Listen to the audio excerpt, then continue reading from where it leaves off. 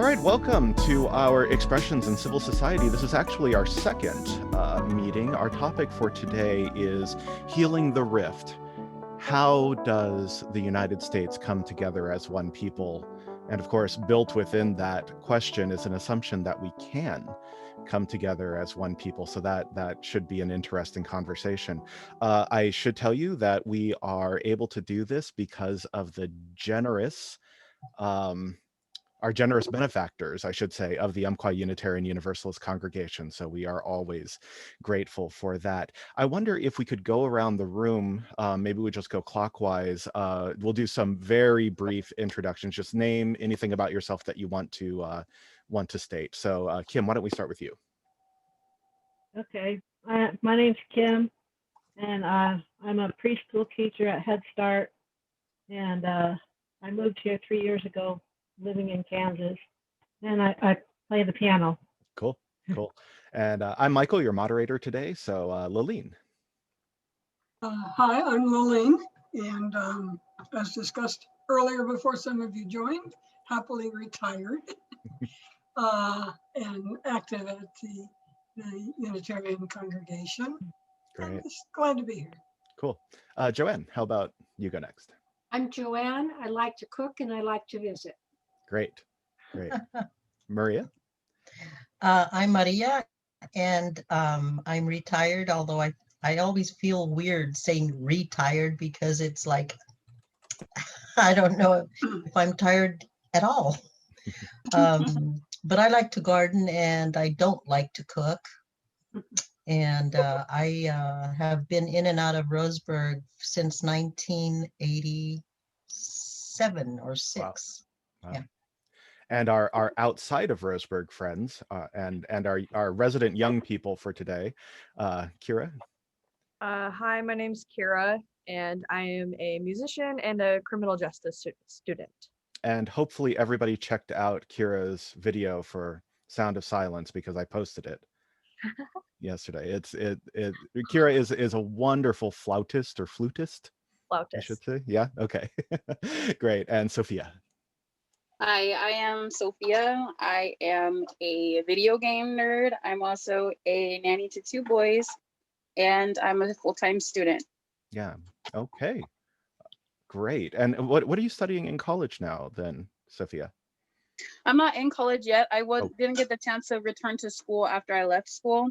I went to trade school and then came here and got back into school because I was working all the time. Awesome. So yeah, well, good. And full disclosure, Sophia is a former student of mine, somebody who I got to know and deeply admire. So, all right. So let's dive in. My first question for whoever wants to jump on this is, do you feel like you can articulate the problem that is causing our rift, our division? Does anybody want to try and take that on? Fancy words. Can you So do you think you can describe really what's keeping us from coming together as a nation, right? The problems that are causing that. I think a lot of it is class division, I guess, is so big. Mm-hmm. And then a lot of it has to do with still racism and stuff. There's not enough open-minded people yet to the idea of just coming together. There's more division on the world is built on, or the US is built on like immigration and not the US themselves. Okay. You know what I'm saying? And there's just too much like this person's bad because of this or where they came from. This person's, I guess, good because they grew up in a great family with money and stuff like that. I Okay. guess the underlying problem is money. I don't know. Okay. Okay. Well, so for Sophia, real quick, would you say that classism is a greater problem than racism, or is there a distinction, or? I mean, from someone from my class, which is the lowest, Mhm. I feel like a lot of us tend to have a hard time getting out of that class. Okay. And that is because we aren't given the same amount of like opportunities as other. But I guess it just comes from where you ended up coming from. A lot of people who are born into money have a step ahead. You Mhm. know what I'm saying? People who aren't tend to lag behind, or people that have to um work for them, like go and get their jobs, go and get their money versus just having a foot in the door, as in like family money. Not saying that Right. that's a bad thing. That's great. It's great that your family has money. It's great that they can send you to college like ASAP. But some of us don't get that chance. Okay. All right. Okay. Some interesting points. Does anybody want to jump in on that? I Um, oh, go ahead. Yeah, no, go ahead, Kara.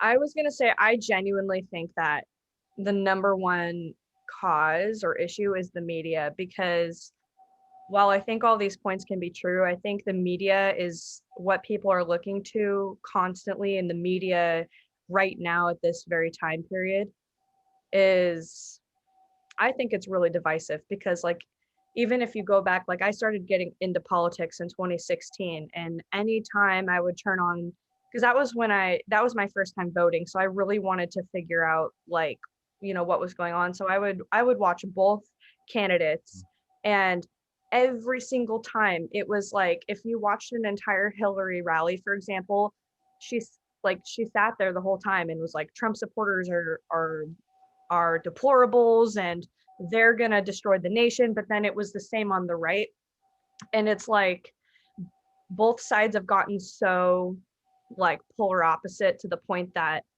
no matter what channel you turn on, it's like, oh, it's these people's fault, it's these people's fault, it's their fault. But I think if we realize as a people that it's genuinely not us, it's genuinely not the people just because we disagree with their ideologies or religion or whatever, I think there's a deeper rooted problem. I think it could go into like the establishment and what some people call the swamp and the central bank, and these people who have so much control over money that they literally survive by keeping people divided and believing that other people are the problem.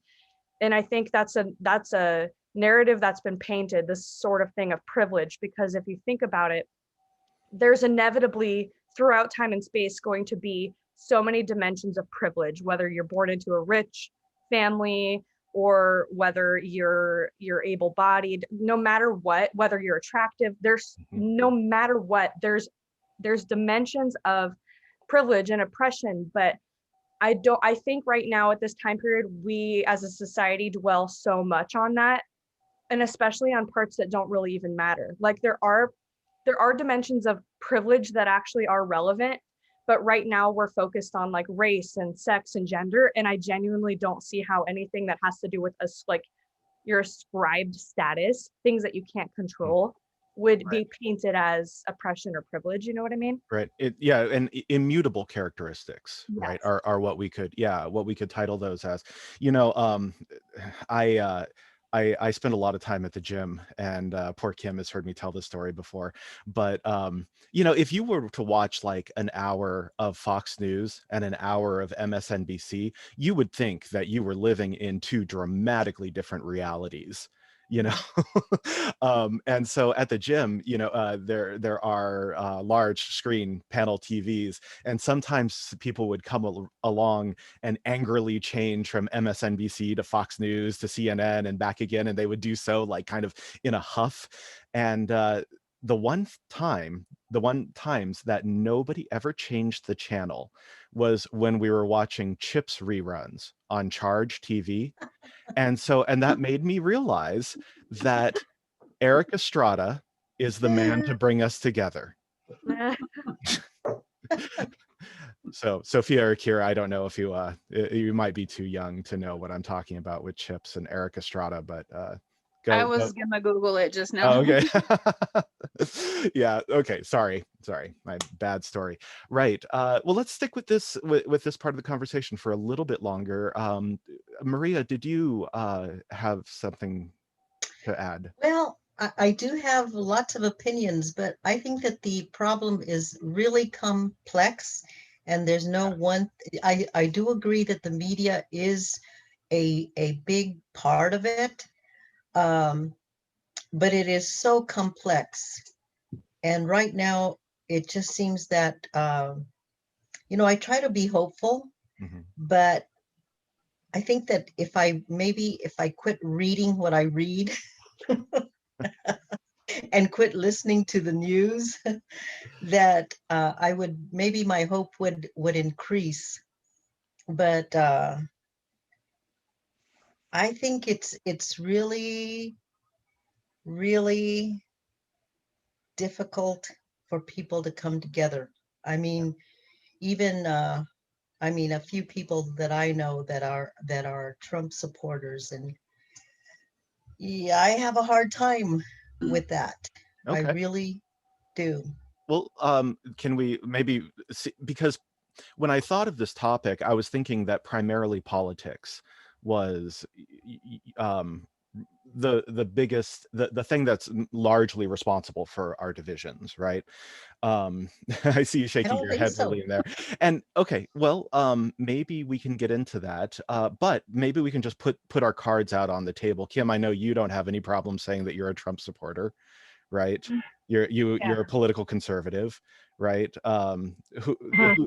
who else in here would consider themselves politically conservative or a Trump supporter? So Kira, okay. So to Sophia, I guess I would consider myself a Trump supporter. I'm not really. I have my own opinions on him and Biden both, but okay, it's really hard for me to decide. But in the sense of his morals and mine, they kind of match up. So okay, I would consider myself a Trump supporter, I guess. okay, okay, fair enough. And Maria, from what you said, I take it to mean that you were not, right? No, I'm not. Yeah, yeah. Um, Joanne, do you feel like outing yourself Well, politically?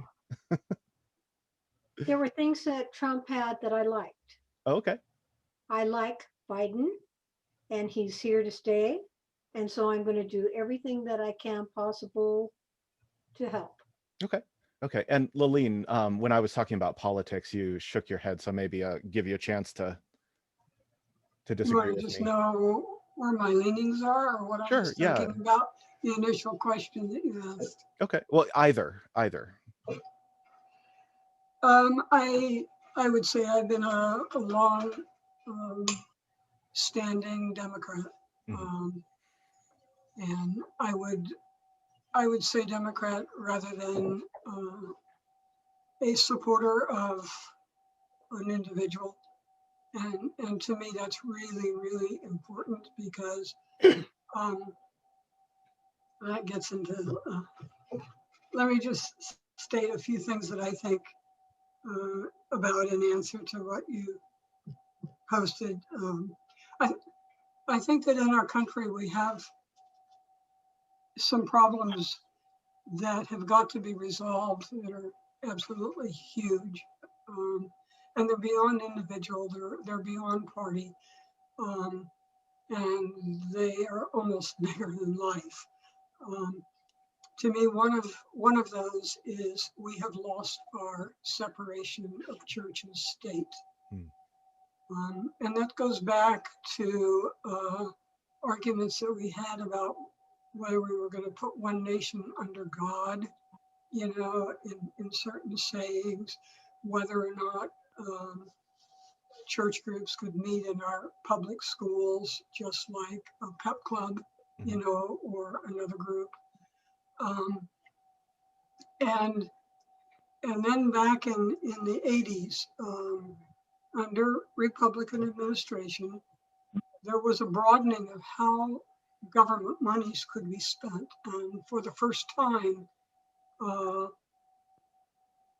religious organizations could write grants and accept government funding for programs. And that began a whole series of a chain of a lot of events. But anyway, so I would say that separation of church and state would be one huge thing, and it's Okay. long standing. I think the second largest that I would put under that, again, these are not current kinds of things, but it would be the rise of a moneyed class that is beyond what we normally would think of as a moneyed class. And that goes back, to when we first met our first millionaires that later became billionaires, Yeah. that have later become trillionaires. And those socioeconomic changes have occurred on the backs of what we once had as a fairly good sized middle class, and also a working class, but incomes were pretty similar between that middle class and working class. And Compared then to, we had a lower class and we had a welfare right. class, which would be the bottom of the rung. And there was a period when there was a huge breakup of unions. If you all remember that from your history or whatever, but that greatly changed the whole economic picture, because unions meant people got to go to the bargaining table of major corporations Right. and bargain Well, not only a livable wage. yeah, let me pause you for a second, because that is very rich with substance to talk about, right? And I there's a lot there that I think everybody in here, regardless of their politics, would agree with. Okay. The Well, let me just say that would be the next thing, the whole Yeah. economic condition. Yeah. Yeah. So Um, so one thing that I would, although I don't believe personally that church and state is a huge threat to democracy. We could discuss that more in detail, but I would say that in the 1980s, where for the first time you saw the power of the evangelical vote, right? And of course that continued. Um, so it really, we could say it started with Reagan, I think, but certainly like with George W. Bush, 20 years later or so. And at the time that George W. Bush, especially, because that was the first president I ever voted for. I meaning I voted for Al Gore, but it's beside the point. Um, that was alarming, to see how much power the evangelical vote had.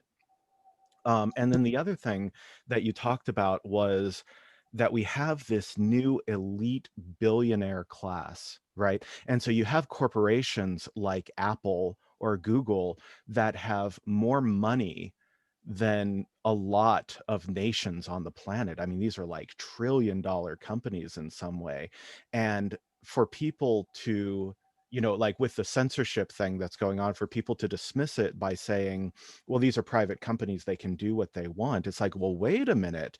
I don't think, from what you were saying, I totally agree. These companies are powerful, like powerful beyond anything that we could have ever imagined.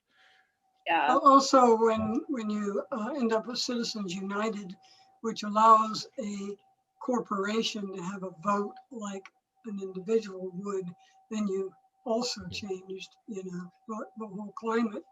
But I don't think that we can stop there without dealing with what happened with the breakup of unions, and that gets us into Sure, even more so classism and sure. racism. Well, because And I how, really appreciated what Kira said, because I mean, you kind of went to the heart, of some of that. And it has become incredibly decisive because we have a huge population of seniors who remember what it was like in the 50s and the 60s, and want that back, and in turn have raised their children. And then we have a huge migration into our cities, our population centers of folks of, all different races, ethnic groups, religious identifications, etc. And we've got the same white flight that's been happening, since forever. And so when one hears a population statistic that by the year 2025, I think it's predicted that whites are going to be an absolute minority in this country. That gets scary for people, and it does, increase the amount of racism.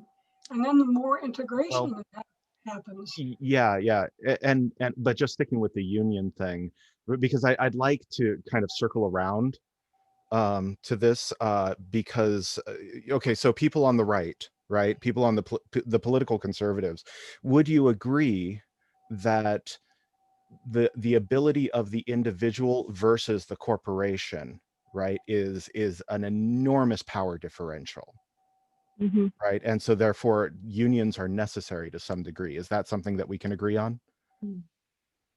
Yes and no.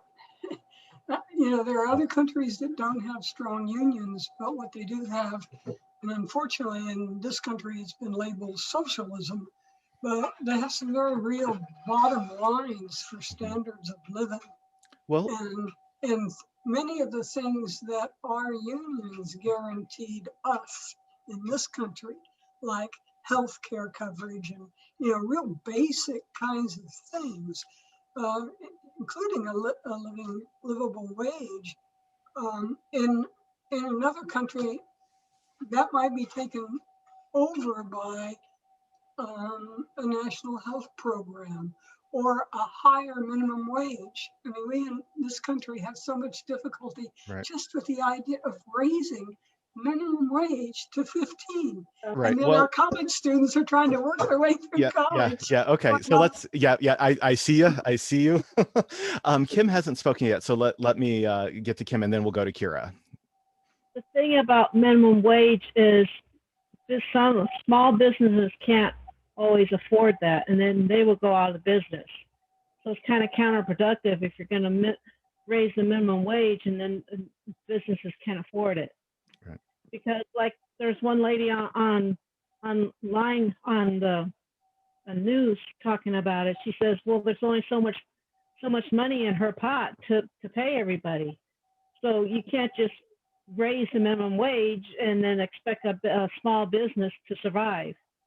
Because it's and not just rightfully so, Karen. Well, I agree with you. yeah, well, let's hang, corporation. we can circle back. Yeah. Oh, So okay. you saw small businesses too. Right, right. Kira, feel free to respond to anything. Um, well, there's a lot of things. So with the minimum wage, like what she said, but also the thing is, like, for example, I remember when I lived in Oregon, and every time they would raise the minimum wage a little bit, I remember Dutch Bros would always charge 25 cents more for their drinks. And so that's another thing is like, yeah, you raise the minimum wage all around the board, but of course these companies still have no cap on what they're going to do with their prices to offset the minimum wage. So really the same gap exists because the loaf of bread's going to go up, everything's going to go up.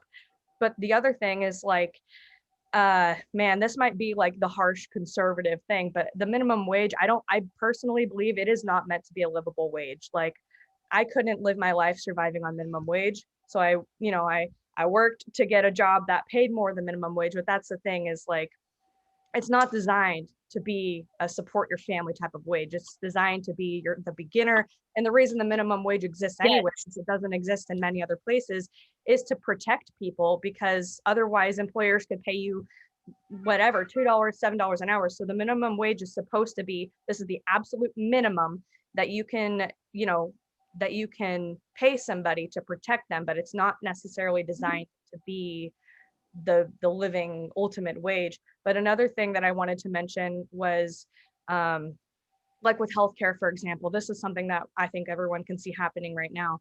And this is what kind of messed up the healthcare system back in the day was there's really no cap on the companies that are profiting from these tools and pharmaceuticals. So like what Trump did, he signed that executive order that was supposed to go into effect, I think in December, which was supposed to cap the amount of money that these massive corporations are profiting off of pharmaceuticals, because that's what's happening right now. There's a middleman, and the middleman is upping these prices ridiculous amounts, but then it comes out of the taxpayers, and that's what we don't want. We don't want taxpayers to pay for the like pharmaceuticals and for healthcare. That's really just going to go to like the state run stuff. So that's what happens. That's why the middle class gets absolutely destroyed. And that's, I think, what happened with Obamacare, was because Yes.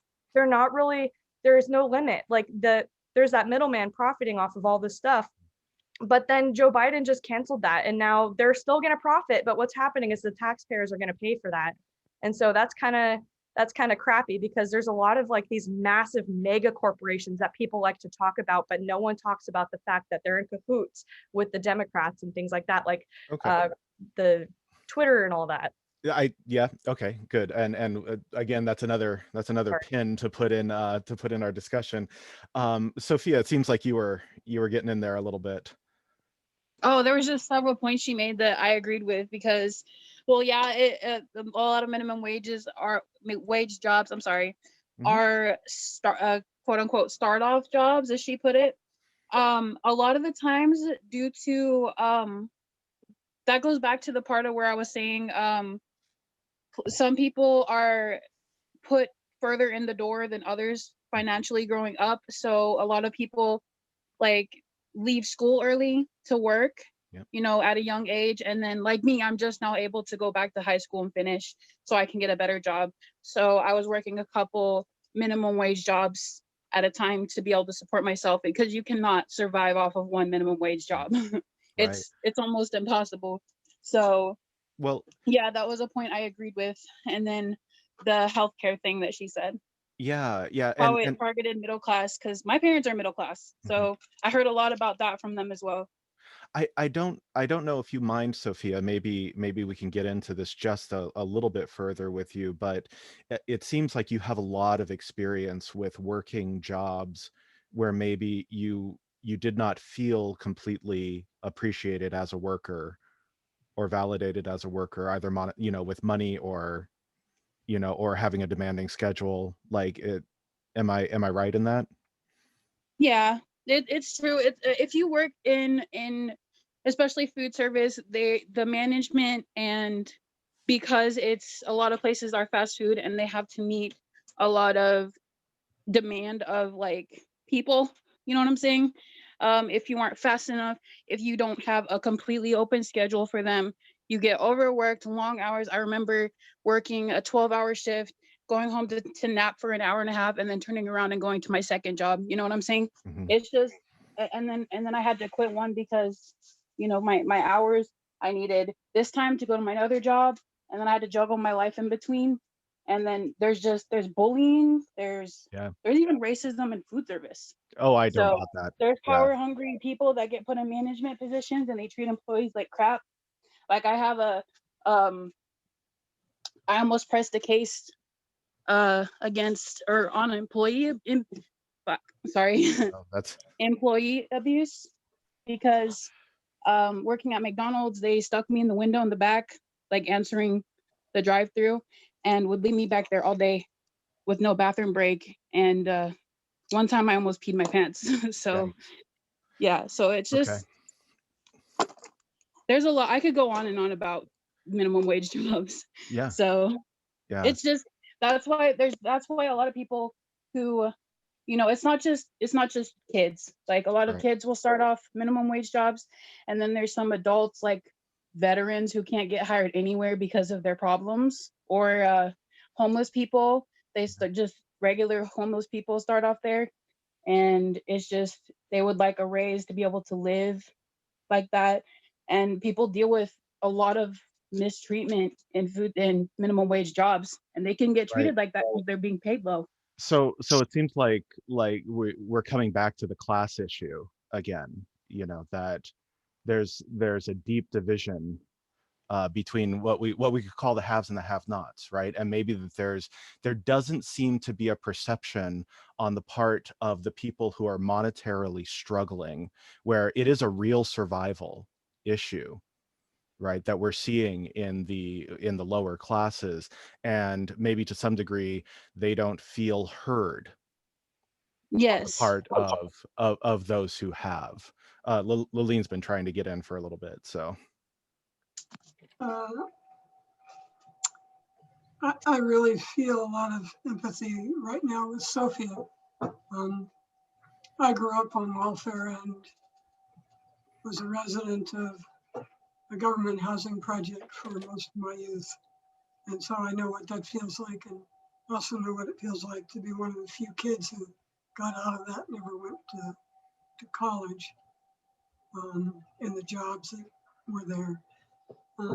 But I just want to throw in two more things to what I was saying earlier, because I believe it really gets lost in our discussions. And the first thing is that traditionally the Republican Party has been known as the party of economics, and the Democratic Party has been known as the party of people, of taking care of people.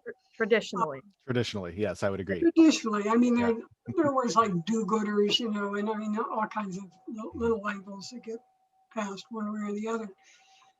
But when we talk about money, and when we talk about class, and we talk about the trickle-down problem that occurs when, for example, minimum wage is increased and everybody has to do something, what we're not really looking at is how governments get money in the first place. In other words, how taxation occurs.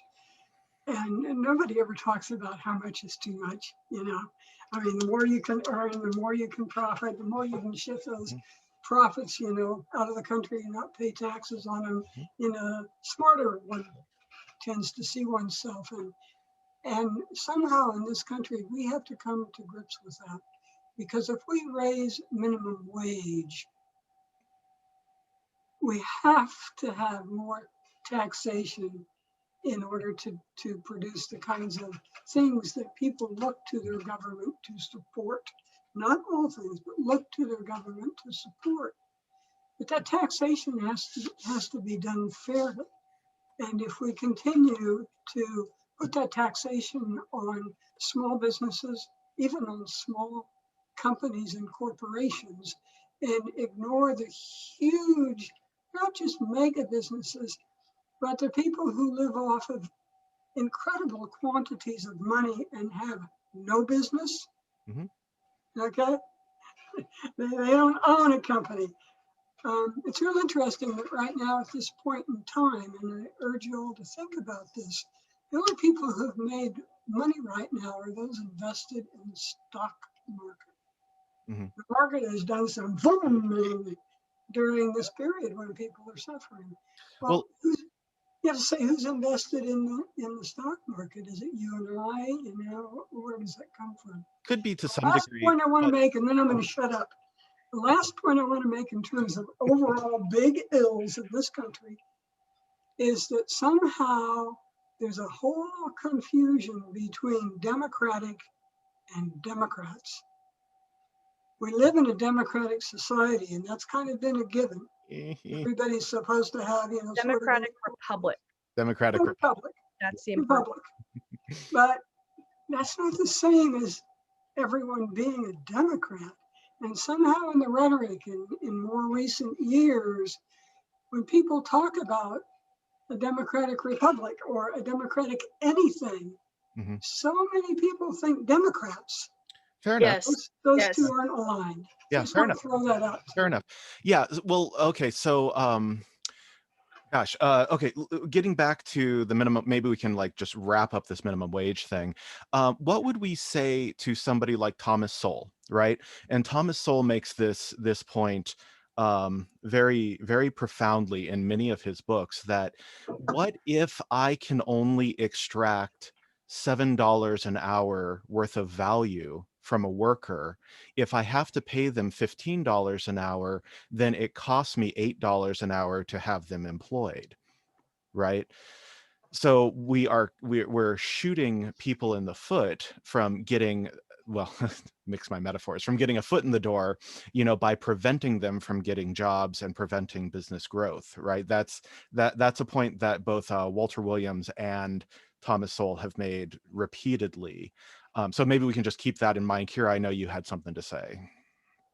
Just on like the taxes, for example. So it's a lot of people, I think, well, I would disagree with like just taxing the rich and taxing the corporations more. I think there needs to be an evened out percentage all around, just because, well, first of all, when you look at the businesses that are profiting more, I think it's important for people to remember and understand that the people who own these big businesses and corporations, while there has to be limitations and regulations, of course, they assumed a massive risk. So like when you open up a company or a factory or a restaurant or something like that, typically these people are investing their own personal life and money and savings and things into this. And yes, they can get big and they can profit a lot.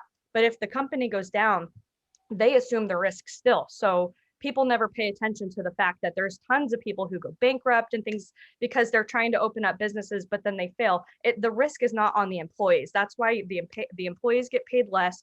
The higher you work up the ladder, you get paid more. And when you own the company, you do deserve, I think, to profit more because you assumed a massive, massive risk and you can fail and lose that all.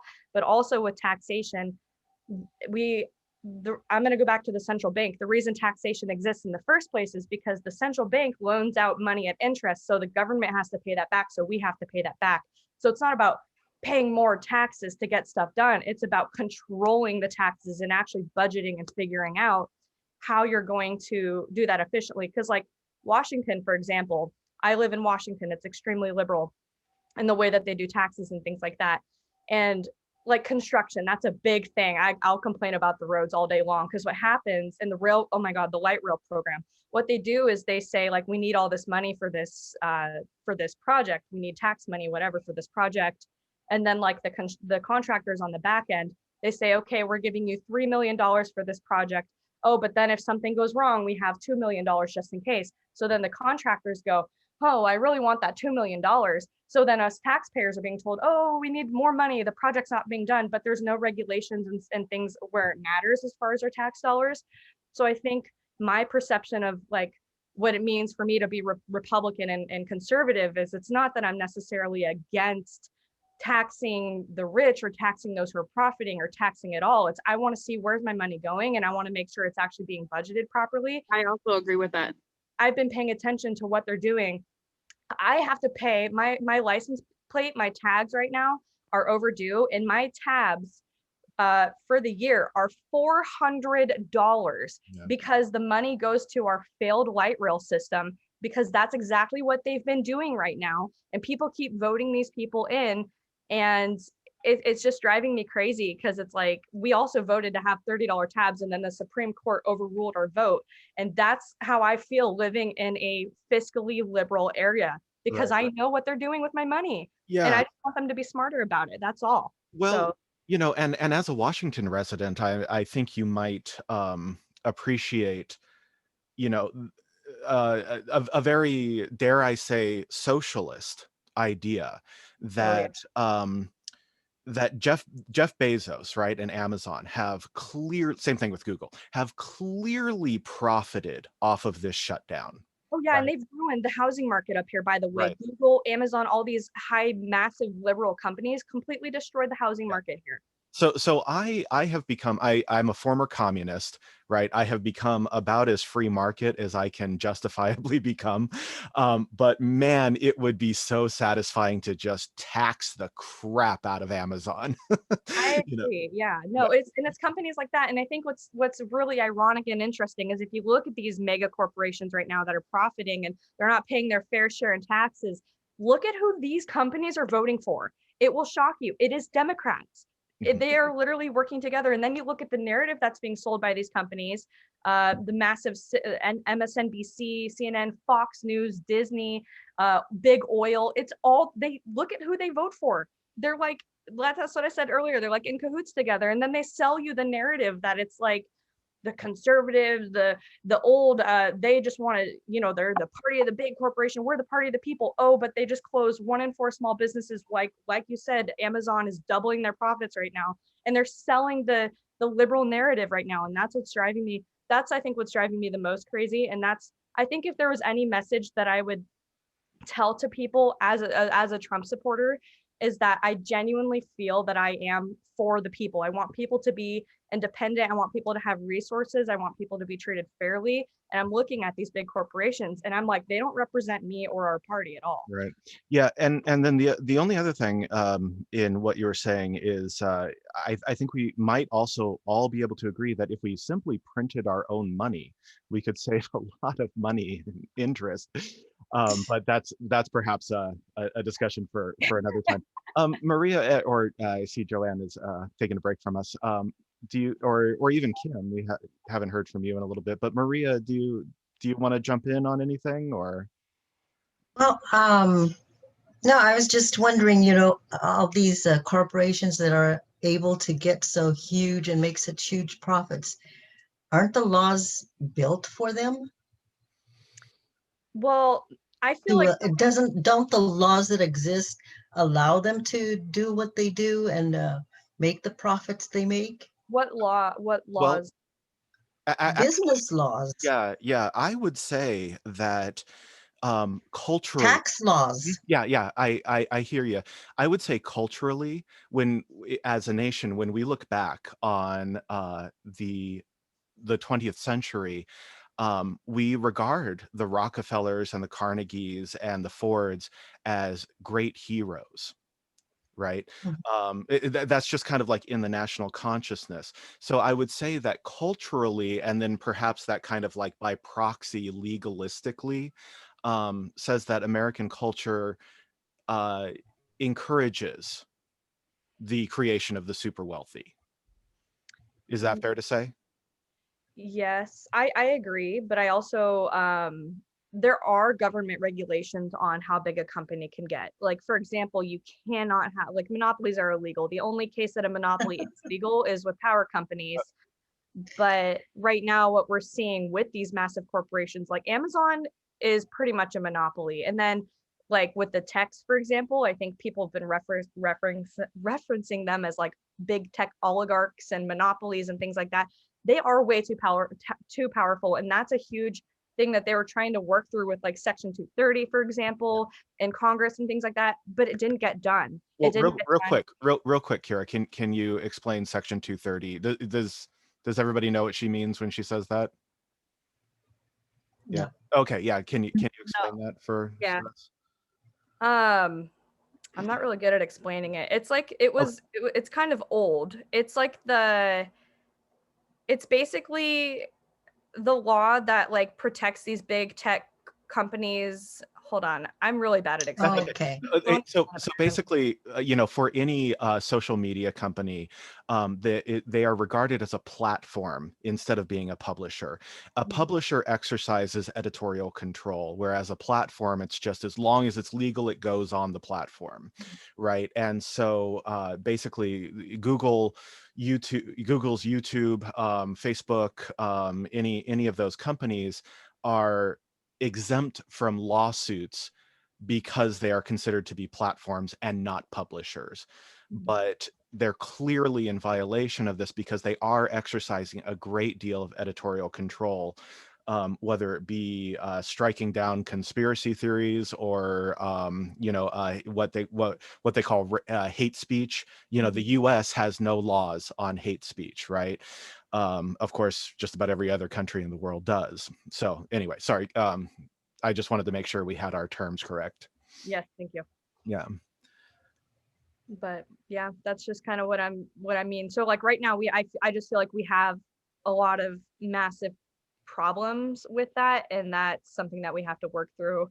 I don't know about like I think a company can only get so big naturally before it starts becoming a monopoly, and so there's already regulations in place for that. But as long as the market is open for competitiveness for these companies to compete and get big, as long as they're not dominating the other companies, then I think that's fine. And I think there's already regulations in place for that, but it's like nothing's being done about it. So that's my point. So I hope moving forward, we see some restrictions and regulations on like that, for example. That's a huge thing because they've obviously got more power. I heard someone say that big tech right now has more power than the Roman Empire ever did, and I believe that. I believe it genuinely too. believe that. It makes sense. And that's not supposed to be the case. The big tech isn't supposed to be in control of our government. So that's like I think the massive thing that I'm looking at because they make more money than anybody. They're making more money than any corporation. Easy. Well, okay, so one thing, Joanne, did you have something to say? No, darling, Oh, but I okay. have to go. I'm cooking something, so you'll Oh, excuse me. of Then you course. have We'll expect you to bring it around to us. it. Always.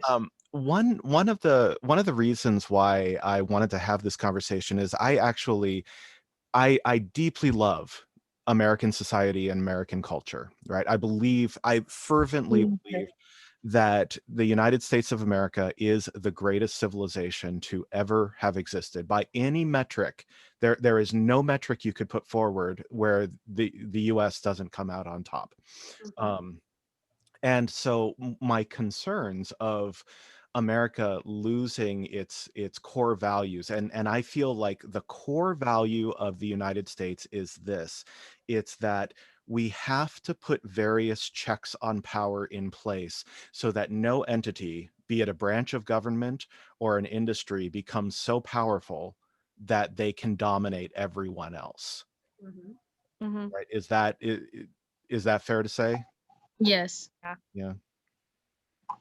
So I have to say I have great concerns with whether it be the power, who regardless of who the president was, whether it be Barack Obama or President Trump or now Joe Biden, having extraordinary power through executive orders, for instance, right? Mhm. That was something that deeply concerned me under Barack Obama.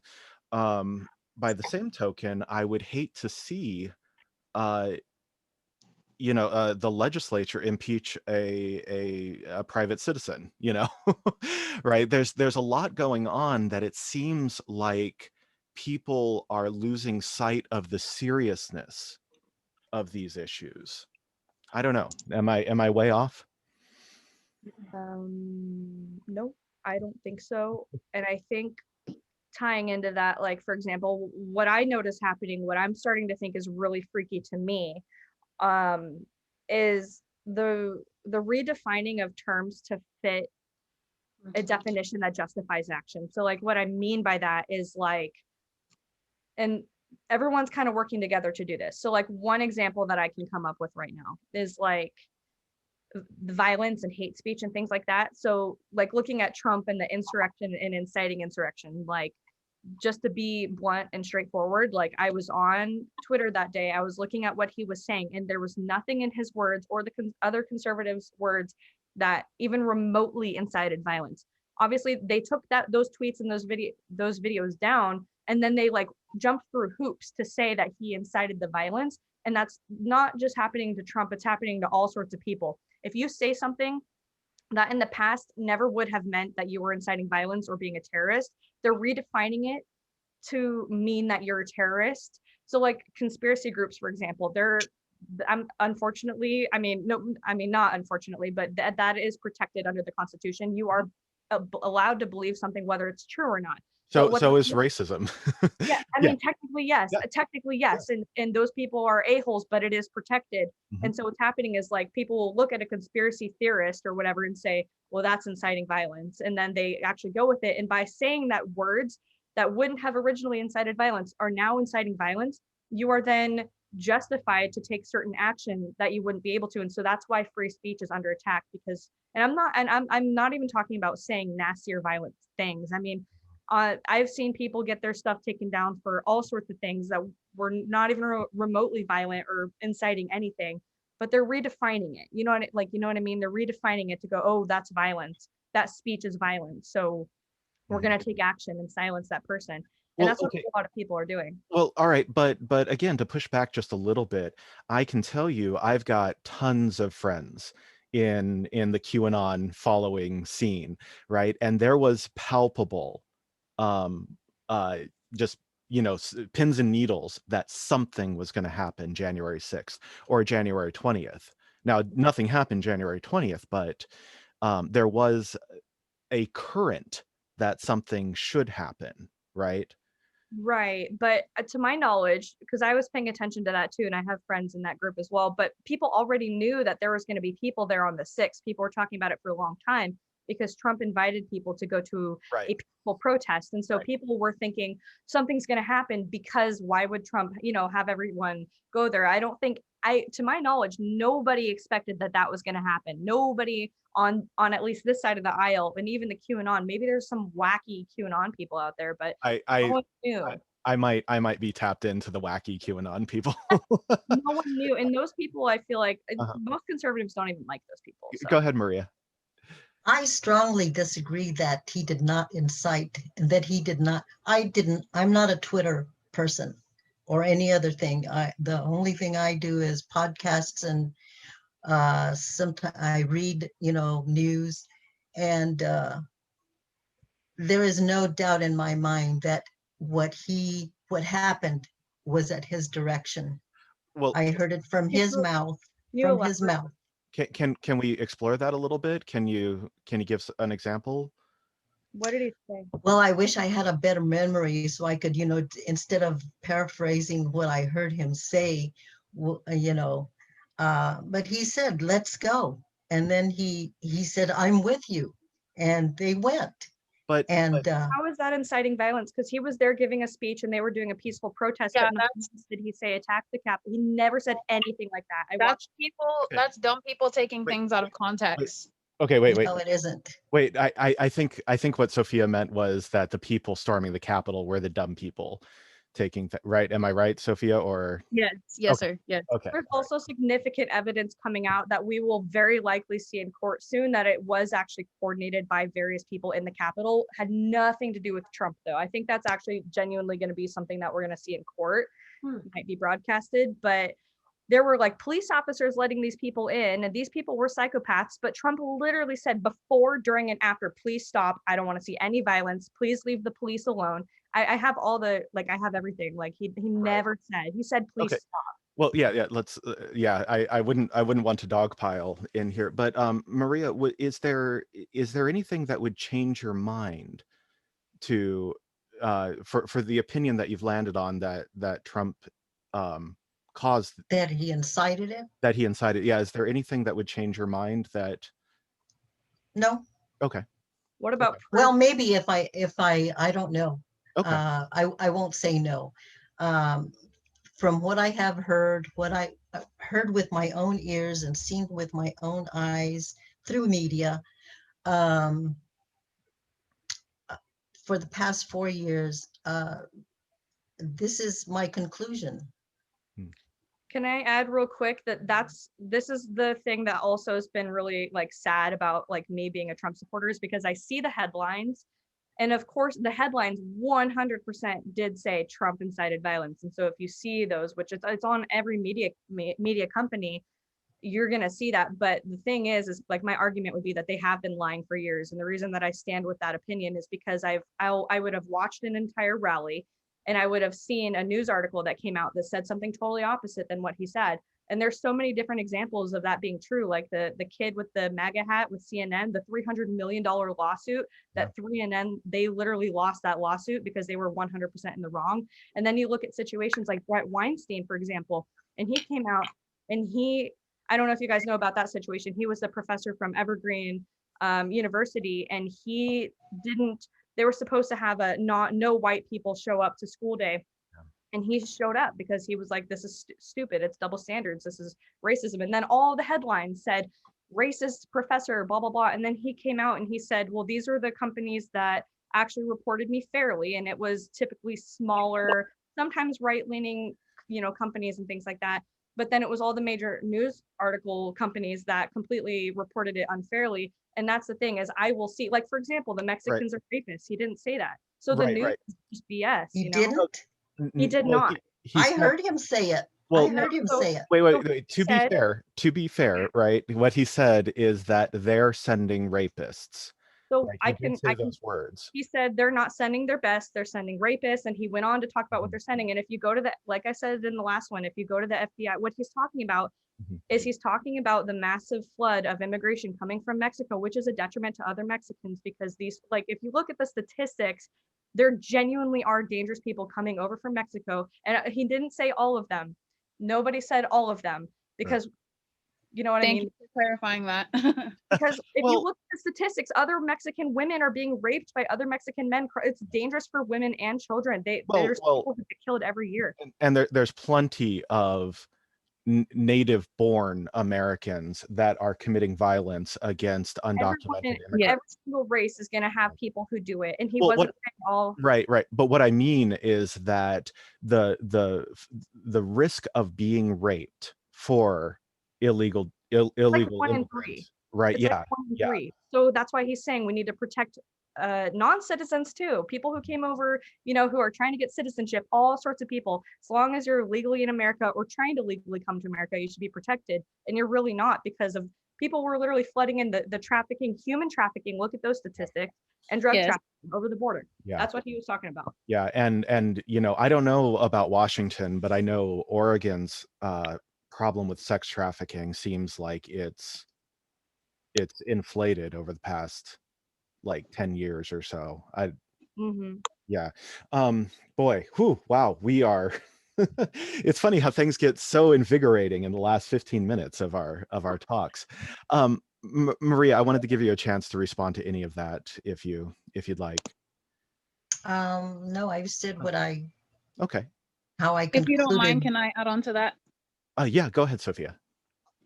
So on Facebook, this goes back to Kira saying media is a huge problem in the division in America, which I agree, because a lot of people, it's kind of obvious to see who Biden supporters are, because they are so quick to say negative things about President Trump, but I have yet to see Biden supporters post anything pro Biden, as well as they are quick to like say that people who feel like America should take care of their own first are immediately racist or against immigration, when that's simply not the case. Like for me, I play video games. I have friends all over the world, and I am obsessed with all kinds of different cultures. However, I do not believe it is extremely smart to open the borders and let a bunch of people in when America is like homeless people and lower class and sometimes middle class are already suffering. You know what I'm saying?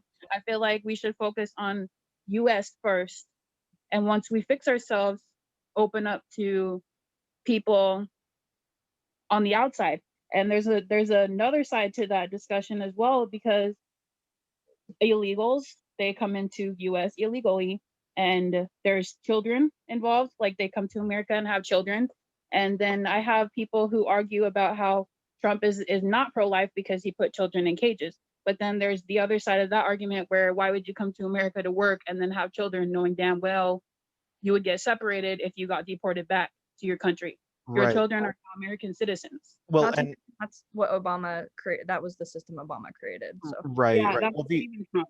the immigration discussion is certainly one that we're going to have as a country. We are at our hour, my friends. um, and it's things have got a little heated in the last couple of minutes, but I would like to remind us from 30 minutes or 45 minutes ago, where there were many things that were said on both sides of the discussion where there was profound agreement, and that gives me quite a bit of encouragement, that maybe all we need is kind of like what was said last time, is that honest discussions can happen and need to happen, and if they do happen, then we can start to solve the world's problems, right? That's very true. I agree with that. All It right. just takes a matter of wanting to listen. And that's what I feel like a lot of the division comes from as well. Yeah. Well, ladies, because it was all ladies today, you have my sincere gratitude. I am so glad that we were able to do this. And hopefully, starting next week, we'll be doing it on Thursday evening. So For anybody watching who wants to join, message me and I'll What time? 6:30. So yeah. Sounds great. Okay. All right. Well, thank you all. Have a beautiful Wednesday. Take care. Thank Bye. you You all. too. Bye. Thank you. Bye. Bye, Mike.